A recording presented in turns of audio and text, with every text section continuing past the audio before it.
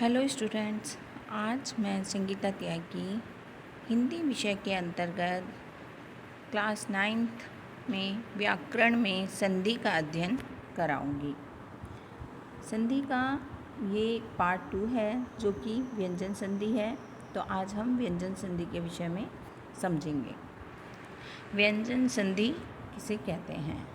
तो व्यंजन का व्यंजन से अथवा किसी स्वर से मेल होने पर जो परिवर्तन होता है उसे व्यंजन संधि कहते हैं। जैसे शरद चंद्र, तो इसमें शरद प्लस चंद्र, शरद चंद्र। किसी वर्ग के पहले वर्ण यानी किसी भी वर्ग के 5 वर्ग होते हैं हमारे, कवर्ग, चवर्ग, टवर्ग, तवर्ग और पवर्ग। तो किसी भी वर्ग के पहले वर्ण में क, च, ट, त, प का मेल किसी वर्ग के तीसरे अथवा चौथे वर्ण य, र, ल, व, ह या किसी स्वर से हो जाए तो का को ग, चा को ज, टा को ड और पा को वा बना देते हैं। तो इसमें किसी भी तीसरे अथवा चौथे वर्ण या किसी स्वर से हो जाए इसका मेल। कवर्ग, चवर्ग, टवर्ग, तवर्ग, पवर्ग के पांचों वर्ग का पहला वर्ण किसी भी तीसरे या चौथे वर्ण से उसका मेल होता है तो इसमें का ग हो जाता है, चा का जा हो जाता है और टा का डा हो जाता है और पा का व हो जाता है। जैसे इसमें है दिक् प्लस गज, तो इधर पहले जो शब्दांश है इसमें लास्ट वर्ण आया है क, तो इसमें और दूसरी तरफ क्या आ रहा है ग, तो जो क है वो तीसरे वर्ण में चला जाएगा, अपने वर्ग के तीसरे वर्ण में चला जाएगा, दिग्गज ग बन जाएगा, आधा ग।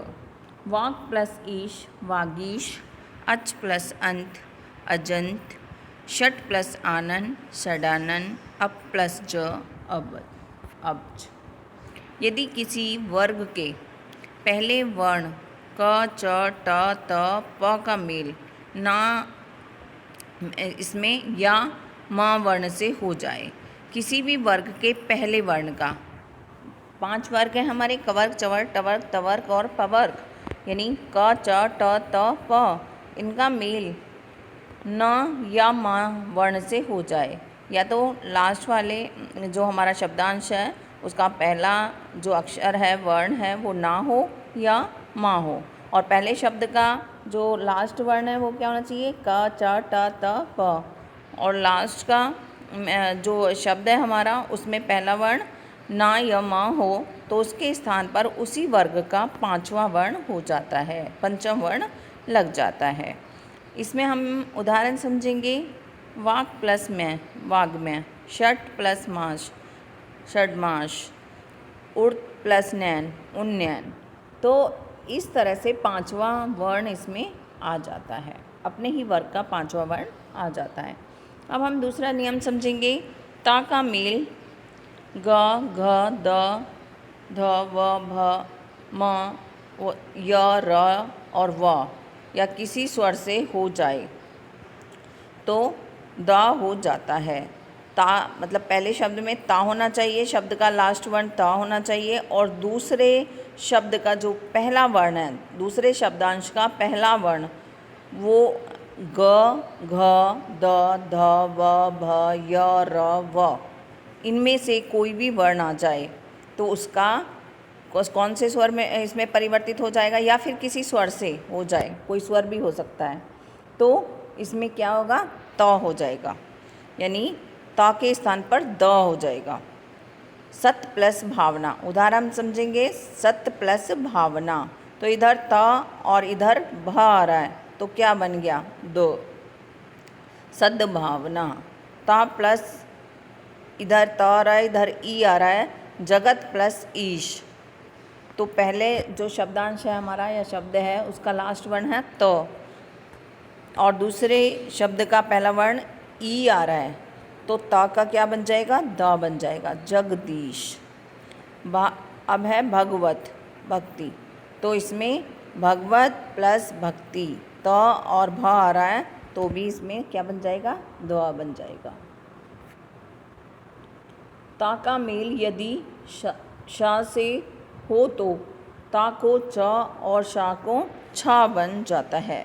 यानी ता का मेल अगर श से हो तो ता का तो क्या बन जाएगा, चा और शा का छ बन जाएगा। तो चा और छ इसमें लग जाएंगे। ता की जगह क्या आ जाएगा, च, और शा की जगह क्या आ जाएगा, छ। इसमें परिवर्तित हो जाएगा। उदाहरण हम समझेंगे। उत प्लस श्वास, उच्छ्वास। उत प्लस शिष्ट, उच्छिष्ट। तो इस तरह से इसमें परिवर्तन आ जाएगा। ता का बदला हुआ रूप चा बन जाएगा और श का बदला हुआ रूप छ बन जाएगा। अब दूसरा नियम हम देखेंगे। इसमें माँ के बाद माँ का द्वित हो जाता है। अगर माँ के बाद माँ आ जाए, यानी पहले शब्द का लास्ट वर्ण म हो और दूसरी तरफ भी पहला वर्ण क्या हो, म हो, तो क्या हो जाएगा, द्वित अक्षर में परिवर्तित हो जाएगा, द्वित वर्ण में परिवर्तित हो जाता है। उदाहरण हम समझेंगे। इसमें सम प्लस मति, सम्मति। सम प्लस मान, सम्मान। अब नेक्स्ट नियम हम इसमें व्यंजन संधि का समझेंगे। म के बाद अगर य, र, ल, व, श, स, ह में से कोई व्यंजन होने पर माँ का अनुस्वर हो जाता है। तो इसमें क्या है कि माँ के बाद इधर पहले शब्द का लास्ट वर्ण क्या होना चाहिए, म, और दूसरे का पहला क्या होना चाहिए, इनमें से कोई भी वर्ण आ जाए, या तो याय, र, ल, व, श, स, ह में से कोई भी व्यंजन होने पर म का अनुस्वार हो जाता है, अनुस्वार लग जाता है, अर्थात बिंदी लग जाती है ऊपर। तो इसमें एग्जाम्पल हम देखेंगे। सम प्लस योग तो संयोग, सम प्लस विधान संविधान, सम प्लस सार संसार। तो इस तरह से म की जगह अनुस्वर आ जाता है। अब नेक्स्ट हम नियम समझेंगे। री, र, श से परे न या अणा हो जाता है। ना का क्या हो जाता है, अणा हो जाता है। अगर पहले उसमें री आए, र आए या श आए तो फिर क्या, और उससे ज़्यादा और दूसरी तरफ न आए तो ना का क्या हो जाता है, अणा हो जाता है। परंतु चवर्ग, टवर्ग, तवर्ग, श और स का व्यवधान हो जाने पर ना का अणा नहीं होता है। कि अगर चवर्ग, टवर्ग, तवर्ग ये इनमें से कोई आ जाए तो फिर वो क्या होगा, ना का अणा नहीं होगा। अब इसमें जैसे हम उदाहरण समझेंगे। परी प्लस नाम, तो इधर क्या आ रहा है, ई, और इधर दूसरी तरफ क्या आ रहा है, न आ रहा है। तो इसमें परिणाम हो जाएगा, अणा बन जाएगा, ना का अणा बन जाएगा। प्र प्लस मान, प्रमाण, अणा बन जाएगा। तो इस तरह से इसमें परिवर्तन होता है। अब हम समझेंगे।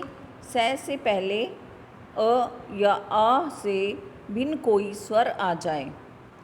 सा से पहले कोई भी अ या आ से, अ और आ से अलग, भिन्न का अर्थ होता है अलग, कोई स्वर आ जाए तो सा का श हो जाता है।